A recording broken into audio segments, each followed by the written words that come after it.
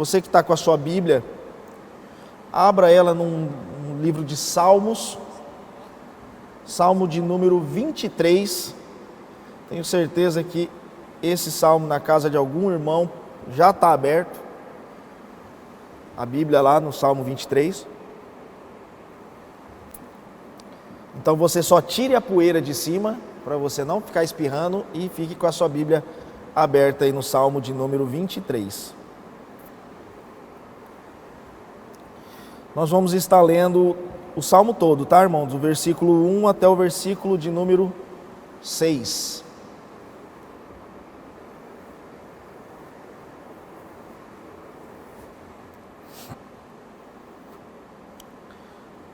Vamos fazer a leitura. O Senhor é o meu pastor, nada me faltará. Ele me faz repousar em pastos verdejantes, leva-me para junto das águas de descanso, refrigera minha alma, guia-me pelas veredas da justiça, por amor do seu nome. Ainda que eu ande pelo vale da sombra da morte, não temerei mal nenhum, porque tu estás comigo, o teu bordão e o teu cajado me consolam. Preparas uma mesa na presença dos meus adversários, unge a minha cabeça com óleo, o meu cálice transborda. Bondade e misericórdia certamente me seguirão todos os dias da minha vida, e habitarei na casa do Senhor para todo o sempre. Façamos mais um momento de oração. Senhor Deus, nós nos rendemos diante da Tua palavra, diante da Tua grandeza, diante da Tua soberania, diante de Ti, Senhor.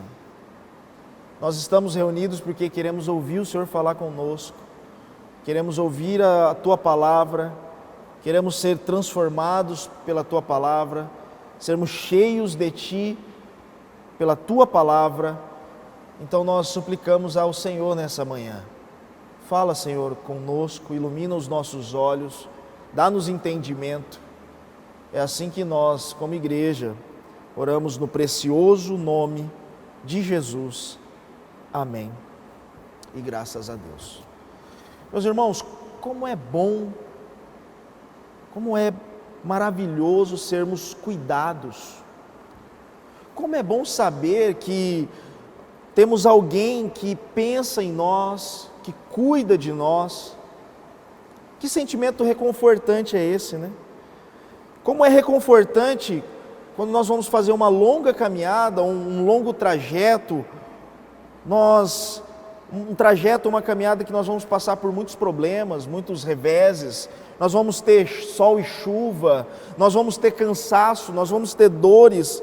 Como é bom poder contar que alguém cuida de nós nessa caminhada. E essa pessoa não só anda com você, ele não é só um companheiro de viagem para você trocar meias palavras, não, ele é um companheiro de viagem que vai cuidar de você, de mim, de maneira muito bondosa, com muito amor, com muita graça. Só que para isso, nós precisamos e nós somos chamados a confiar no nosso Senhor, o nosso pastor. Nessa caminhada nós vamos ser tentados a confiar mais em nós mesmos do que naquele que nos chamou a essa caminhada.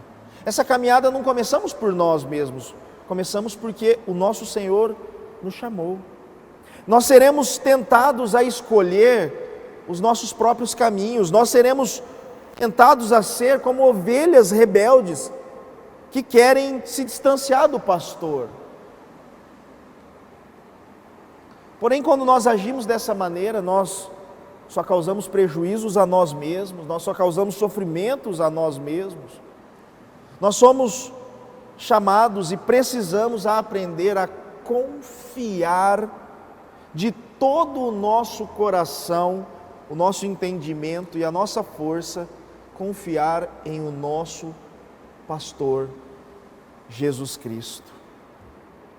Esse Salmo 23 é um dos salmos mais conhecidos da Bíblia. Como eu disse, alguém deve ter uma Bíblia aberta no Salmo 23, com bastante poeira, acredito eu. É um salmo que crentes e descrentes conhecem, recitam, até de cor e salteado. É um salmo que ele não tem uma nomenclatura, ele não tem um tema, mas ele é muito conhecido como o Salmo do Pastor.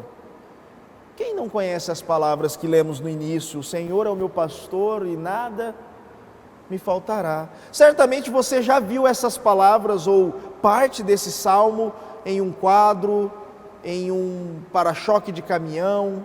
As pessoas até tatuam ele na sua pele. Você já viu essa passagem ou já recebeu essa mensagem? É citado em vários lugares. O Salmo 23, ele é um salmo mais usado para início da vida, no nascimento, e também para os velórios. É um dos salmos mais lidos nos velórios. As pessoas gostam, elas conhecem o Salmo 23. O Salmo 23, ele é um cântico de confiança a Deus, ou em Deus. São palavras que foram proferidas por um crente, alguém que conhece e confia no Senhor, no seu pastor. O Salmo 23 é uma confissão de fé do crente que deposita a sua confiança no cuidado e na proteção de Deus. O Salmo 23, o salmista, ele usa duas figuras para expressar a sua atitude de confiança em Deus. A primeira figura é a figura do pastor. Figura do pastor e da ovelha, desse pastor que concede repouso, proteção, direção, consolo a essa ovelha ou a esse rebanho que está sob os seus cuidados. A segunda figura é dos versículos 5 ao 6, é de um anfitrião. Um anfitrião que recebe com muita honra um hóspede na sua casa, oferecendo-lhe um banquete, ungindo com óleo. Ambas as figuras, além de expressar a confiança do salmista, evidenciam e muito o cuidado e a bondade de Deus para aqueles que lhe pertencem e confiam nele. Com base no Salmo 23, nós precisamos entender a nossa peregrinação à luz de um rebanho que está sendo conduzido pelo pastor. Meus irmãos, somos peregrinos nessa terra. E o Salmo 23 trata exatamente isso. No Antigo Oriente, no Israel antigo, os pastores, eles conduziam as ovelhas do aprisco, passando por longos desertos, vales e montanhas, até chegar em oásis, porque predominantemente havia muita seca naquele local. Então eles chegavam ali em oásis, onde tinha água, onde tinha pastos. Então eles faziam esse caminho com as suas ovelhas e depois retornavam para casa. O Salmo 23 foi escrito por Davi. Você lê até ali embaixo, Salmo de Davi. Antes de conduzir o povo de Israel como um rei, ele conduziu as ovelhas do seu pai Jessé. Era um simples pastor. Nós vimos quando Samuel vai ungir a rei, um dos filhos de Jessé, Davi estava lá, cuidando das ovelhas do seu pai.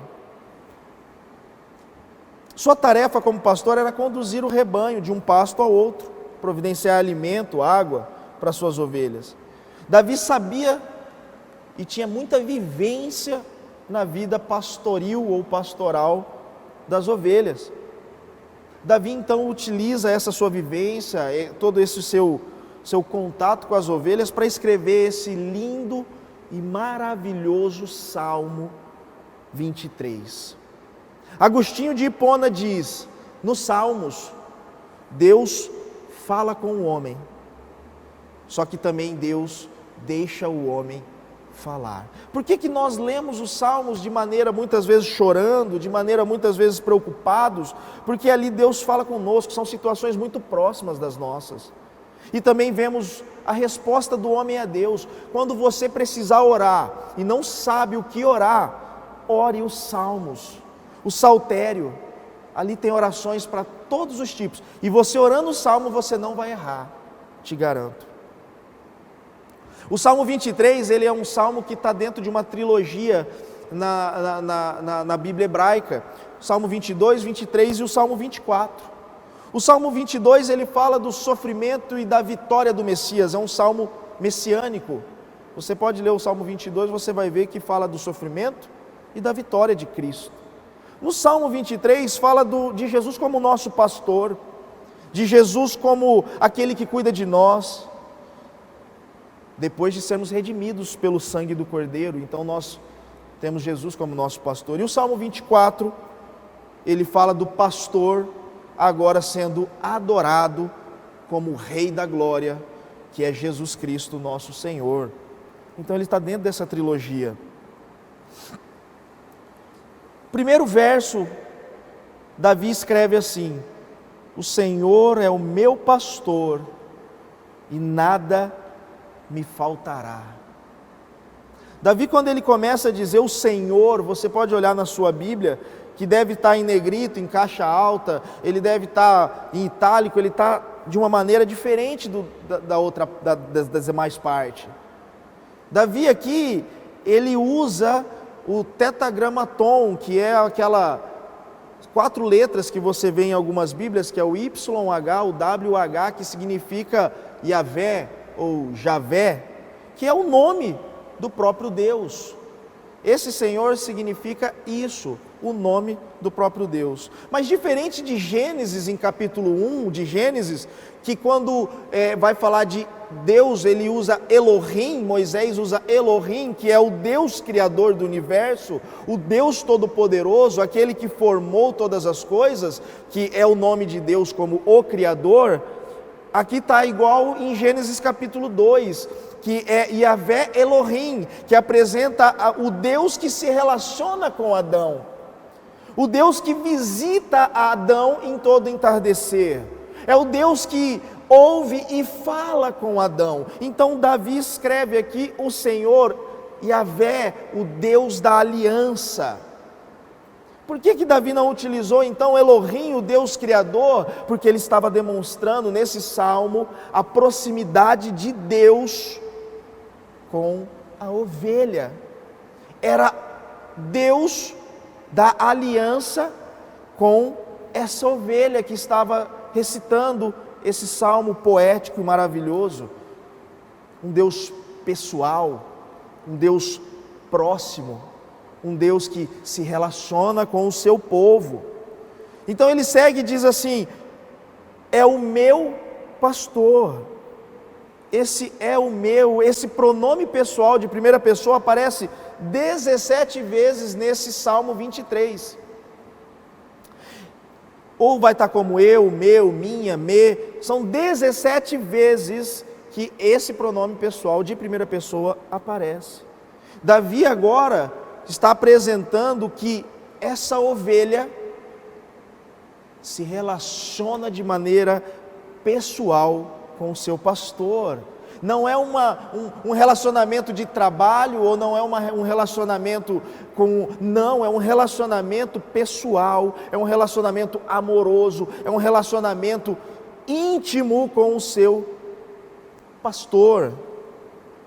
Como nós dissemos no começo da nossa exposição, o Salmo 23 ele é muito conhecido, porém é necessário conhecer e se relacionar com o pastor do Salmo, e não somente conhecer esse Salmo de cor e salteado. É isso que esse Salmo nos chama, a relacionar-se com o pastor desse maravilhoso Salmo.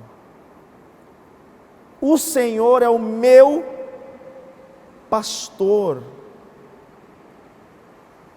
Davi está dizendo o seguinte, ou essa ovelha está dizendo o seguinte: se ele não é o seu pastor, eu não me importo, ele é o meu pastor.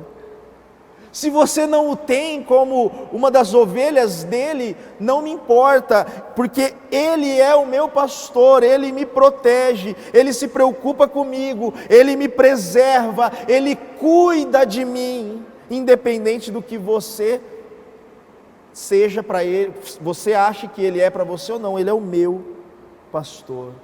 E como é bom, meus irmãos, e como isso é maravilhoso, crer dessa maneira, como Davi cria e expôs nesse salmo tão lindo. Pertencemos ao Senhor.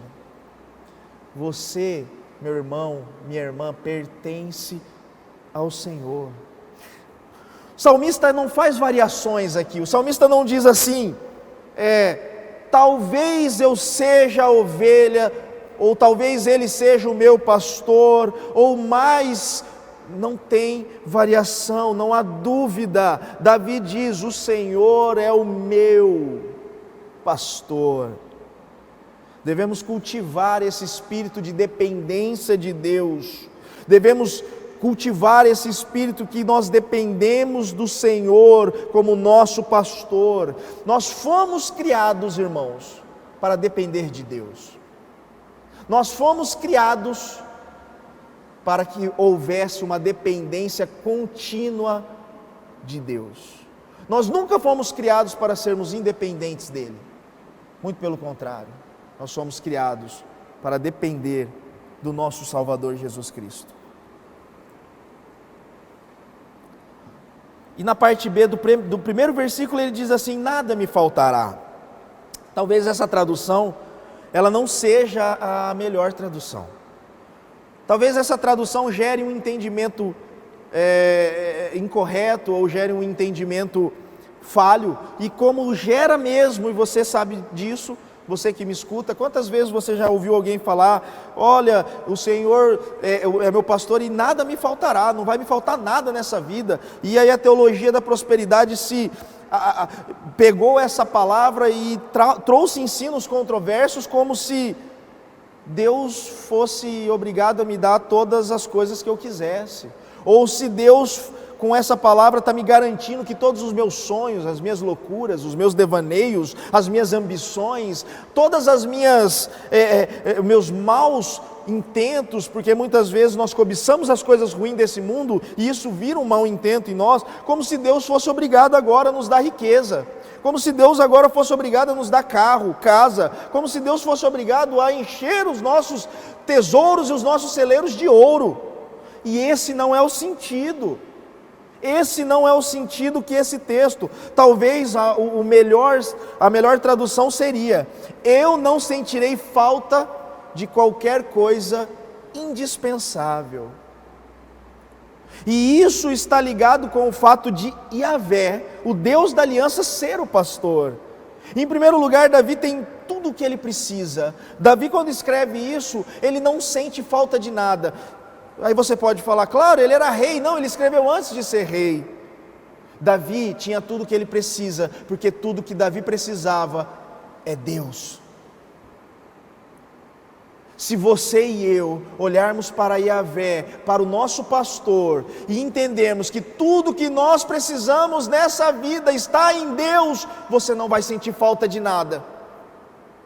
Você não vai sentir falta das coisas desse mundo, porque quem é infinito é Deus.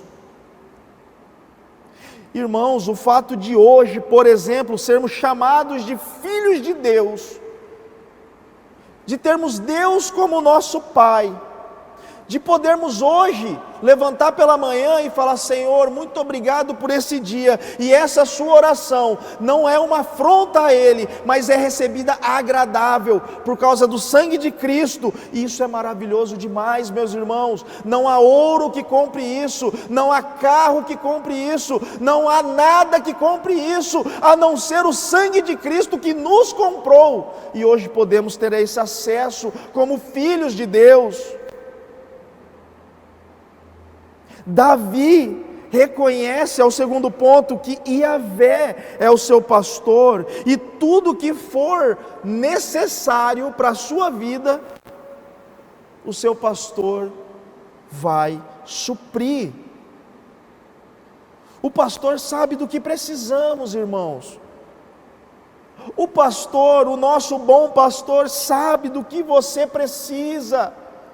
Ele sabe as suas verdadeiras necessidades, e não somente necessidades físicas, e não somente necessidades de trabalho. Ele sabe do que você precisa na sua alma, no seu entendimento. Ele sabe e Ele tem como resolver isso.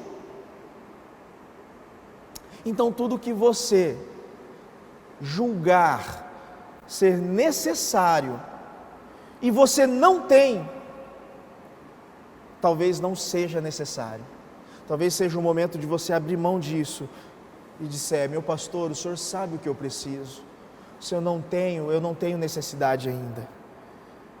Quantas pessoas você conhece que são muito abastadas, um bom emprego, boas famílias, bom carro, casa? Quantas pessoas você conhece que tem tudo na vida, só que são infelizes, frustradas, sempre querendo mais, sempre desejando mais? Quantas pessoas você já encontrou na sua vida dessa maneira?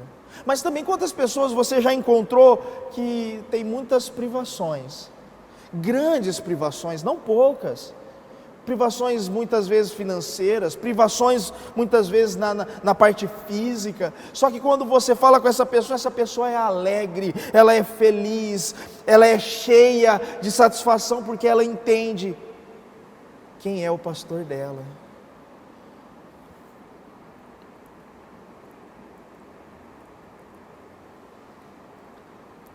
Então Davi agora apresenta alguns pontos de que nosso pastor nos supre. No verso 2 ele diz assim: e ele me faz repousar em pastos verdejantes. Essa passagem está literalmente abordando pastos macios, pastos novos. Quando você começa a olhar o comportamento das ovelhas, principalmente naquele extremo oriente, no Antigo Oriente, as ovelhas, elas nunca se deitavam. Elas só se deitavam quando estavam extremamente satisfeitas. E isso é interessante, pois mostra o amparo que o pastor traz na vida dessa ovelha. Ele diz que ele deitou em pastos verdejantes. Essa ovelha estava tão satisfeita que ela se deitou. Só que nesses oásis, o que era em volta dessa ovelha, desses pastos, era deserto.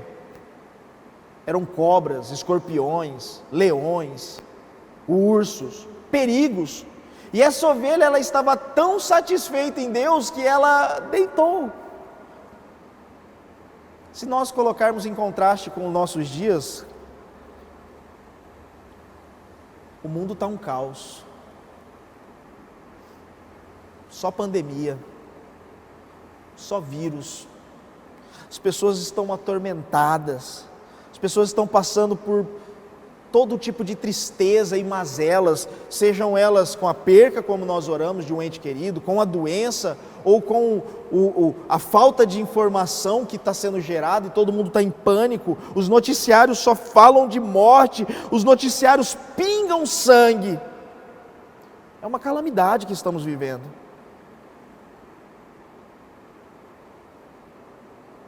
Só que nós, como a Igreja de Cristo, somos conduzidos a pastos verdejantes.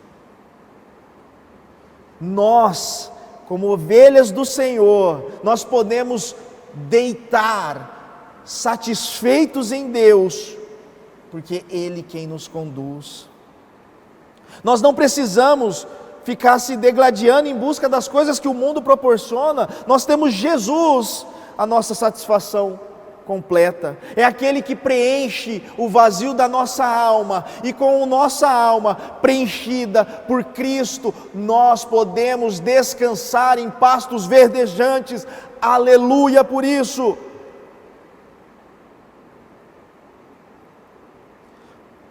Aqueles que têm Jesus na sua vida, aquele que tem Jesus, tem uma satisfação dentro de si já cumprida, está diante de um aconchegante momento da sua vida, a qual o pastor te proporcionou, ainda que tudo esteja sendo destruído, mas estamos em pastos verdejantes. A parte B desse mesmo versículo diz: leva-me para junto das águas de descanso. Ovelhas são naturalmente animais muito inquietos. Qualquer perturbação, qualquer barulho mais alto as assusta. Não conseguem deitar-se e não se sentirem que estão totalmente seguras. As ovelhas têm um certo receio dos rios turbulentos, rios caudalosos. Quando o pastor levava essas ovelhas até certos rios, se o rio fosse muito barulhento, ou um rio muito rápido, a ovelha morre de sede ao lado do rio. Olha que interessante isso, porque são animais inquietos. Mas em Jesus, com o seu pastor, elas podem estar sossegadas. Quando uma ovelha olhava para o pastor, ainda que quando o pastor levava essa ovelha para um rio ou para uma água calma, cristalina, essa ovelha ainda olhava para o seu pastor como se perguntasse: eu posso tomar dessa água? E assim ela ali tomava água tranquila, de maneira calma, e matava a sua sede. Elas ficavam sossegadas. O nosso Senhor Jesus supre a nossa sede, irmãos, com águas tranquilas. Um ribeiro cristalino de águas calmas passa a correr do nosso interior, porque fomos tocados pelo Espírito de Deus. Esse texto deixa claro que a provisão que o pastor nos traz, mostrando que vai sempre estar guiando as nossas vidas. Essas águas são águas que transformam o homem em sua estrutura e no seu caráter. Jesus não te chamou para você ficar da maneira que você é, para você morrer de sede. Não, Jesus vai transformando o nosso caráter através dessas águas cristalinas que nos fez nova criatura através do sangue de Cristo. São essas águas que nos libertam, nos lavam do pecado, tornam nossas vestiduras brancas, águas que matam a nossa sede, porque você muitas vezes, assim como eu, o pecado que nós cometemos reincidentemente nos abala, nos traz sede, só que o Senhor nos conduz a esses rios tranquilos, onde podemos matar a nossa sede. No verso 3 ele diz: refrigera a minha alma. Que palavra abençoada! Como precisamos de refrigério, meus irmãos. Aqui é bem claro, como se estivesse dizendo, ele liga o ar-condicionado no calor de 50 graus. Deus está sempre nos renovando, Deus está sempre nos avivando, Deus está sempre refrescando a nossa alma. E para você entender como é tão importante essa questão do refrigério, do renovo, no Novo Testamento você vai ver que Jesus e os apóstolos falam muito sobre isso. Efésios 4, 23, 24: e vos renoveis no espírito do vosso sentido, e vos revistai do novo homem, que segundo Deus é criado em verdadeira justiça e santidade. Colossenses 3,10: e vos vestíveis do novo homem, que se renova para o conhecimento segundo a imagem daquele que o criou.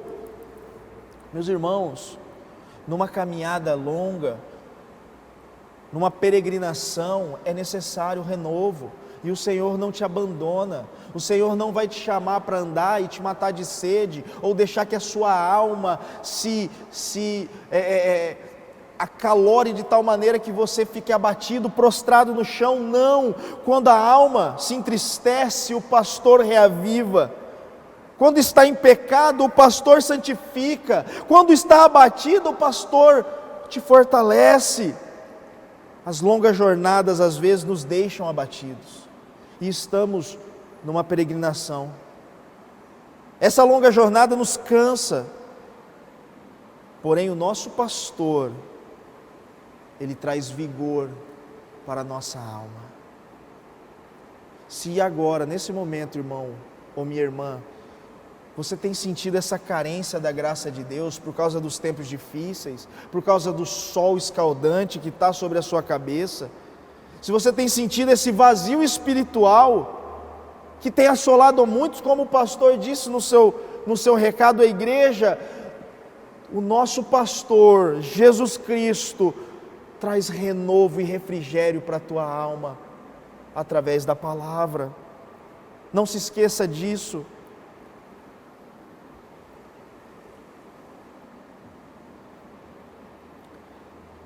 Parte B do verso 3, guia-me pelas veredas da justiça, por amor do seu nome. Uma das funções principais do pastor era guiar as suas ovelhas. Nos campos de Israel, os pastores buscavam passagens que facilitavam a condução do seu rebanho, sem que essas ovelhas se desviassem pelos mais diversos caminhos. Na sua Bíblia está escrito aí veredas, né? Veredas eram passagens muito estreitas, cercada por vegetação dos dois lados, a qual só tinha um caminho a percorrer. As ovelhas não conseguiam ir para a direita e nem para a esquerda. Os pastores usavam essas veredas, esses caminhos retos ou esses caminhos únicos para percorrer talvez maiores distâncias, para que essas ovelhas sempre seguissem em frente até elas chegarem ao aprisco ou até chegarem aonde o pastor gostaria de levá-las.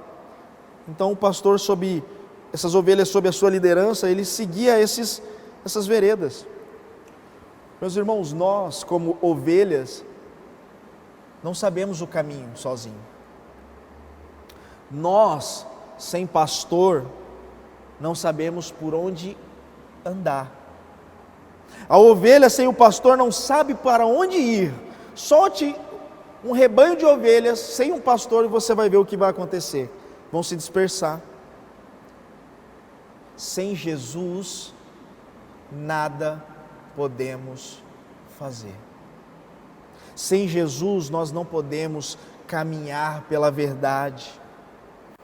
Sem Jesus, nós não podemos andar pelos caminhos retos da Escritura. Se não fosse Jesus, nós nunca escolheríamos o caminho da verdade. Nós nunca acertaríamos uma vez sequer.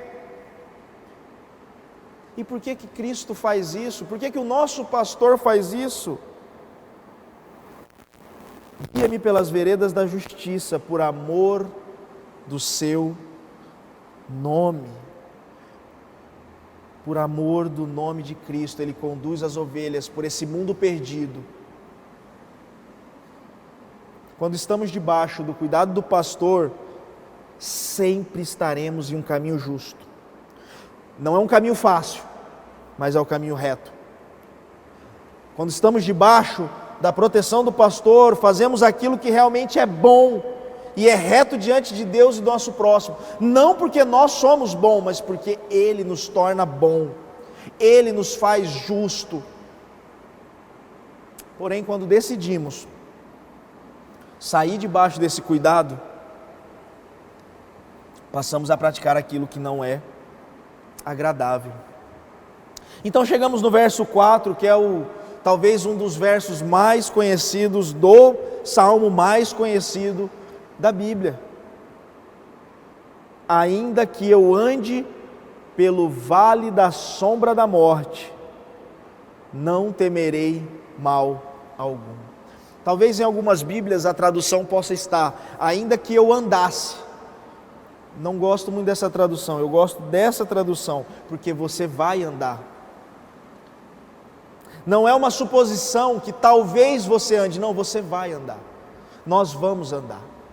Nós vamos andar pelo vale da sombra da morte. A morte está nos espreitando a todos os instantes.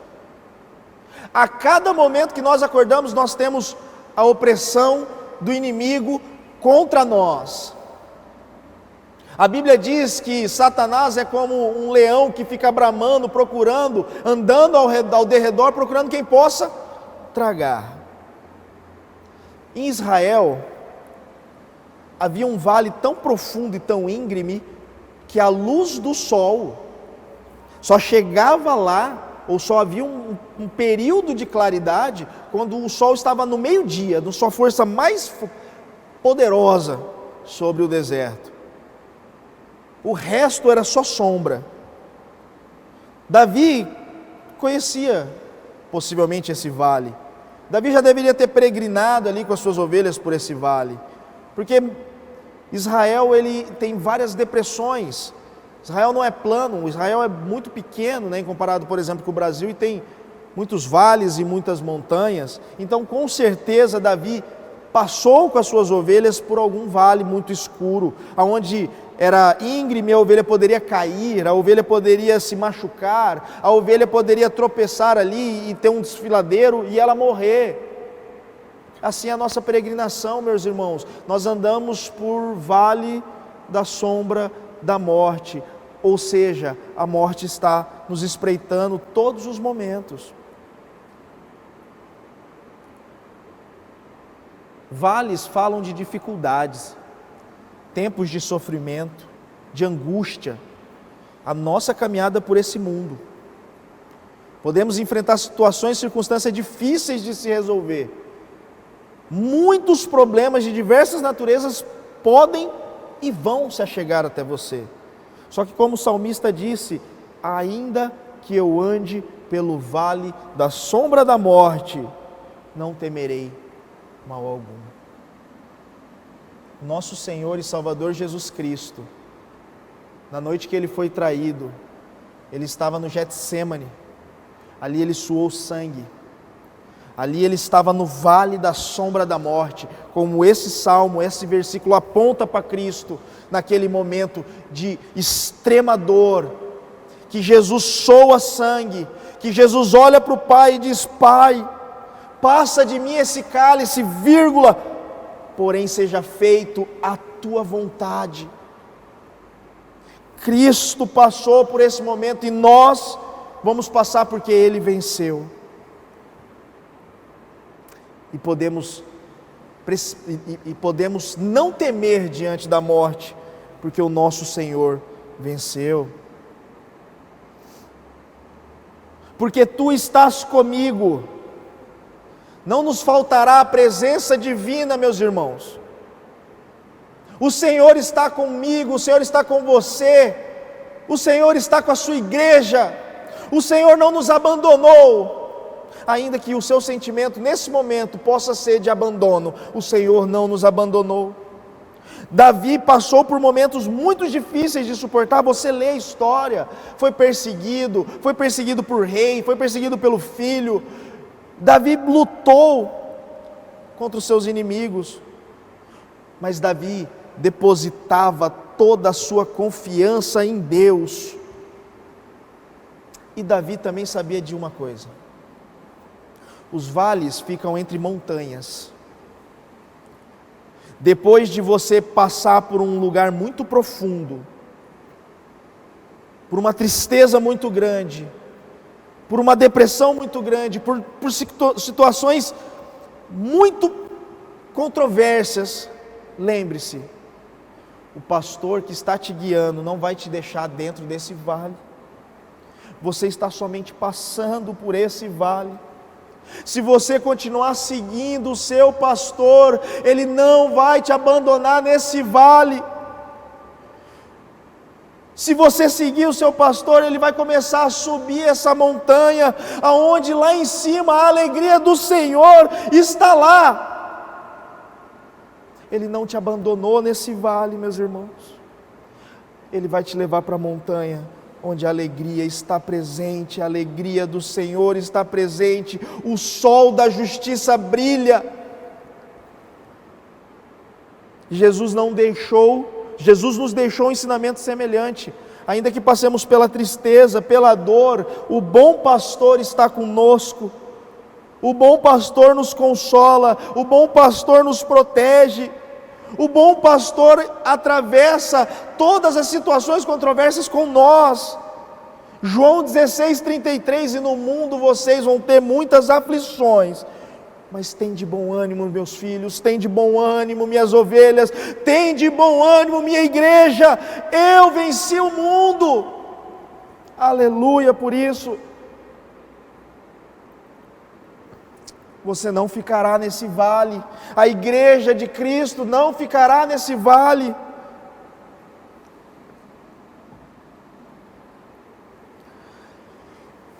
Verso 4,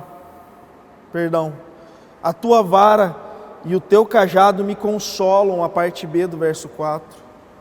Vara e cajado eram ferramentas que um pastor usava para resgatar e proteger e guiar as suas ovelhas. A vara servia para proteger dos animais ferozes e dos ladrões. Ovelha não tem defesa própria, ovelha não tem dentes afiados, ovelhas não têm chifres gigantes e pontiagudos, ovelha não tem garra, ovelha não tem defesa própria. Que maravilhoso ouvir isso. Quem te defende, quem te protege, quem te guarda, tem a ferramenta necessária para isso. Você não precisa tentar morder sem os seus dentes, você não precisa tentar dar agarrada sem a sua garra, ovelha. O nosso pastor nos protege. O nosso pastor, além de nos conduzir, nos protege. O cajado, ele era usado para, quando a ovelha caísse num buraco, num lamaçal, em qualquer coisa, ele poderia resgatar essa ovelha pelas patas ou pelo corpo, onde ela estivesse presa. Às vezes o poço aonde você chegou, você olha e diz: não tem jeito, eu vou ficar aqui, e as outras ovelhas vão continuar seguindo o pastor, mas o pastor ele para, deixa as 99 de lado e vai atrás dessa ovelha perdida, e ele tem a ferramenta necessária para te resgatar, meu irmão. Ele tem a ferramenta necessária para trazer você de volta para esse aprisco maravilhoso. Ele tem a ferramenta necessária para te conduzir de volta para a comunhão dos santos irmãos e para a presença do Pai. Ele tem a ferramenta necessária para nos conduzir e nos levar em segurança à tua presença. Nós podemos ver esse amor zeloso, esse amor bondoso do Senhor. O Supremo Pastor, o nosso Senhor Jesus Cristo, Ele deixou a sua glória para resgatar as ovelhas perdidas do seu rebanho. O seu cajado, que é a sua palavra, está pronto, meu irmão, para te erguer e te livrar das armadilhas do pecado, da prisão do pecado. Não ache que você ficará para trás, porque o nosso pastor, que deixou a glória, veio à terra, se entregou voluntariamente, resgatou a todas as ovelhas que o Pai deu para ele. Ezequiel 34:16, a perdida eu buscarei, a desgarrada eu tornarei a trazer, a quebrada eu vou ligar e a enferma eu fortalecerei.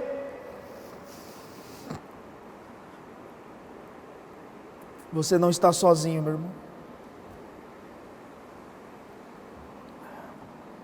A partir agora do verso 5, glórias a Deus, e do verso 6, Davi muda a figura que ele estava utilizando. Ele não mais agora utiliza a figura do pastor, mas agora ele utiliza a figura de um anfitrião. Um maravilhoso anfitrião. Preparas uma mesa para mim na presença dos meus inimigos, é o verso 5.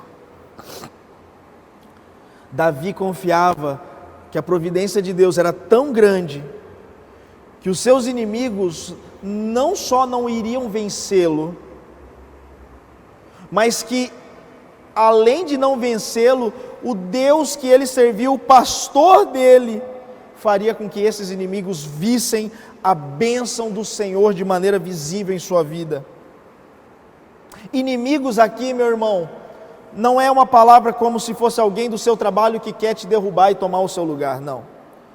Inimigos aqui, meu irmão, não é o seu cunhado chato que quer falar mal de você, não. Inimigos aqui não são pessoas que falam mal de você, muitas vezes sem nem te conhecer, porque se te conhecesse, falaria muito mais mal de você, tenho certeza, ou falaria muito mais mal de mim, mas não são isso, não são essas pessoas. Inimigos aqui são pessoas sanguinárias, que se vissem Davi sozinho, despedaçariam Davi com as próprias mãos, de tanto ódio que teriam de Davi.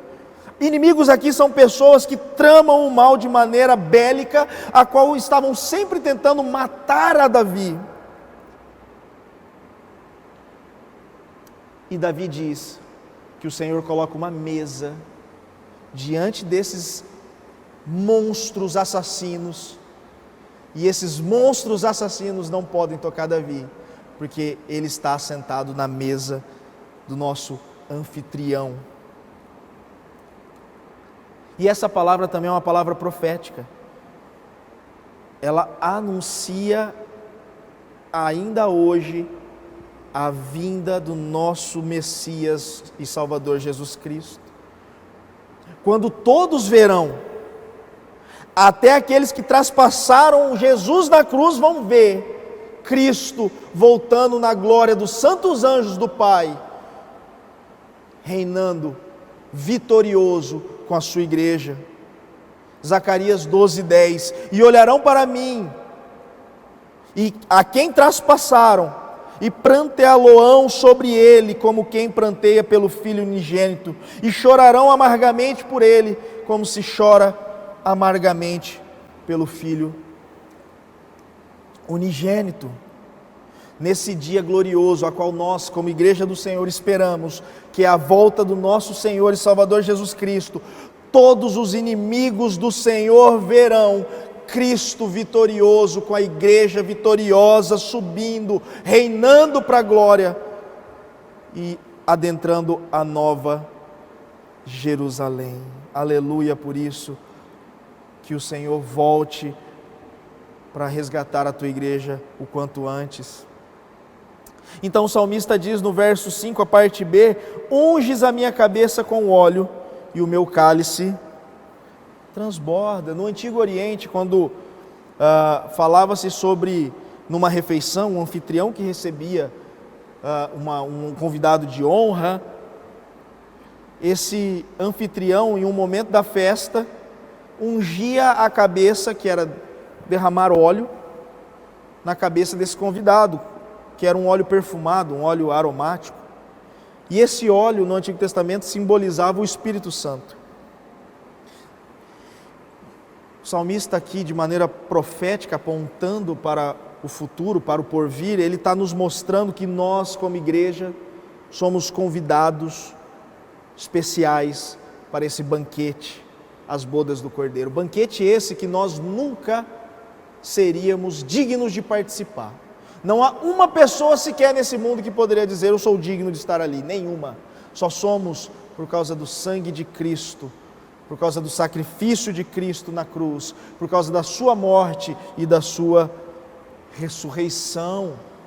E tal sacrifício esse, e tal banquete esse, que nós, uma vez por mês, um domingo, celebramos a ceia do nosso Senhor e Salvador Jesus Cristo, que nós encenamos esse banquete. O Senhor nos ungiu e nos perfumou com seu Espírito. O óleo precioso que desce sobre as nossas cabeças, penetrando a nossa mente, perfumando o nosso entendimento, chegando até a nossa alma. Bendito é quem recebe essa unção sobre a sua vida através de Cristo Jesus. Então chegamos na parte do versículo 5, e o meu cálice transborda. Durante essa refeição, o cálice simbolizava a alegria. E a unção do Espírito Santo traz a alegria que transborda o nosso ser. Quando o anfitrião ali enchia o copo ou o cálice ali, estava dizendo que a festa estava alegre, que havia alegria. Essa parte, meus irmãos, quer dizer e aponta para a maior alegria que o nosso anfitrião trará em nossos corações, que é a alegria da salvação. O seu cálice, você que faz parte e reconhece a Cristo como seu Salvador, o seu cálice foi cheio e é cheio da alegria da salvação. E quando nós nos reencontrarmos com aquele que é o autor da nossa vida, a nossa alegria será completa. A nossa alegria será sublime. A nossa alegria vai transbordar ainda mais do que nós já recebemos aqui, porque aqui ainda nós lutamos contra o nosso pecado. Verso 6, a bondade e a misericórdia certamente me seguirão todos os dias da minha vida. Meus irmãos, o verbo aqui, seguir, no sentido original do hebraico, é uma palavra que descreve o ato de caçar um animal selvagem.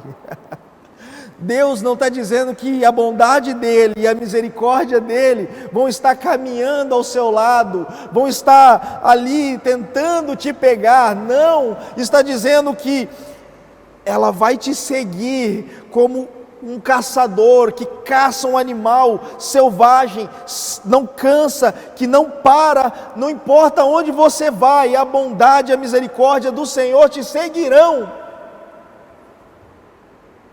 Quando o Senhor é o nosso pastor, ao invés de sermos perseguidos pelas feras selvagens, pelas cobras, pelos leões, pelos inimigos, nós somos perseguidos pela bondade e pelo amor incondicional, que significa misericórdia, que descreve esse amor leal de Deus pela sua igreja.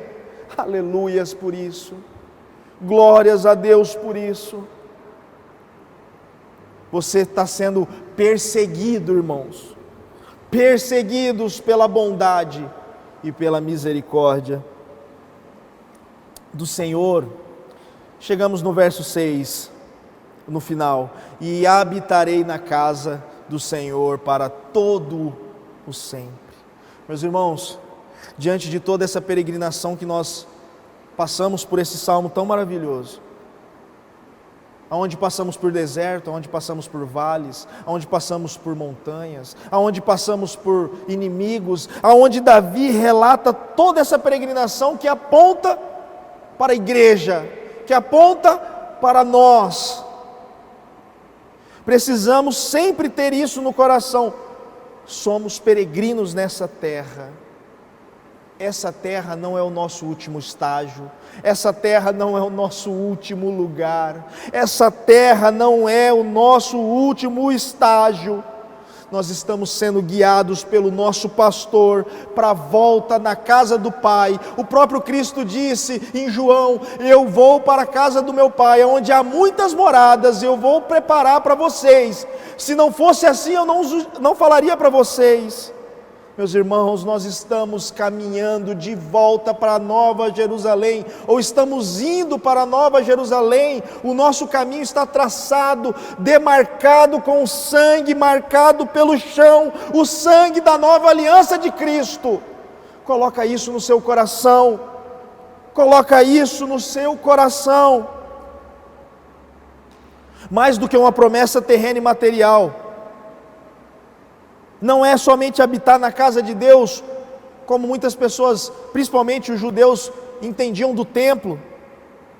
Nós hoje temos a revelação completa que se chama Cristo.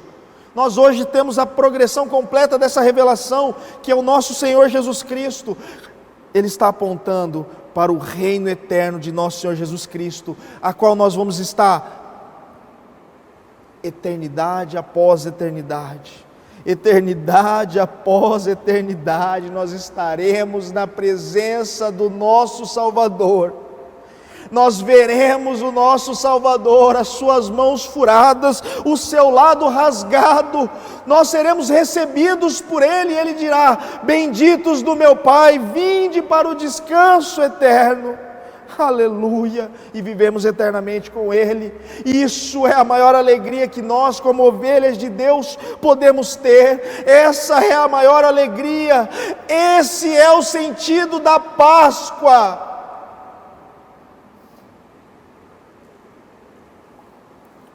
Glórias a Deus.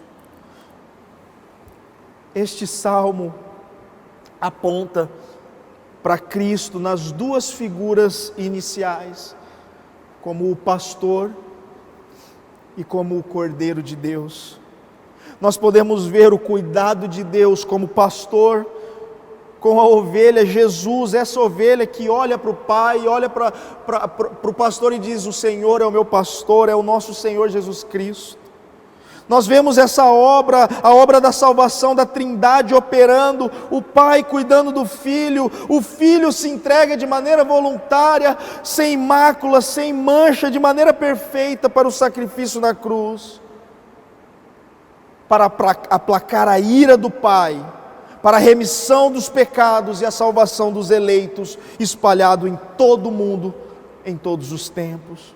Para isso é necessário um sacrifício perfeito, e o sacrifício é o nosso Senhor Jesus Cristo, o Cordeiro de Deus, aquele a quem João Batista aponta e diz: ali vai o Cordeiro de Deus que tira o pecado do mundo. O Salmo 23, ele é um chamado à confiança, meus irmãos, lindo, e só podemos olhar para o Salmo 23 hoje, e sermos contados como essa ovelha, que olha para o pastor e confia de todo o coração nesse pastor, nesse bom pastor, porque Cristo nos resgatou, nos arrebanhou e nos fez fazer parte desse aprisco maravilhoso. O chamado a confiar não é no abstrato.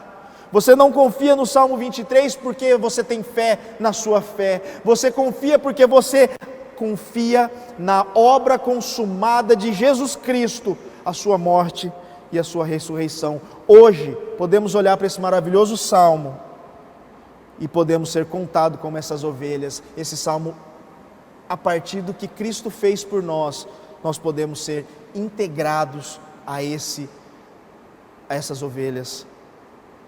Glórias a Deus por isso. Cristo nos alcançou. Essa é a verdadeira Páscoa.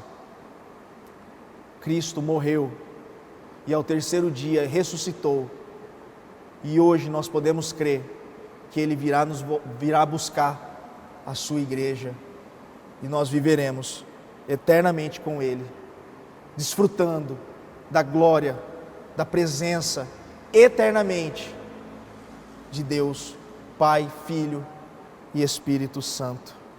Glórias a Deus por isso. Glórias a Deus por isso. Para encerrar, eu gostaria de ler duas passagens.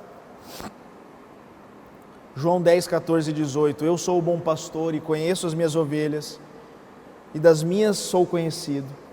Assim como o Pai me conhece, também eu conheço o Pai, e dou a minha vida pelas ovelhas. Ainda tenho outras ovelhas que não são desse aprisco, que também me convém agregar a estas, e elas ouvirão a minha voz, e haverá um rebanho e um pastor.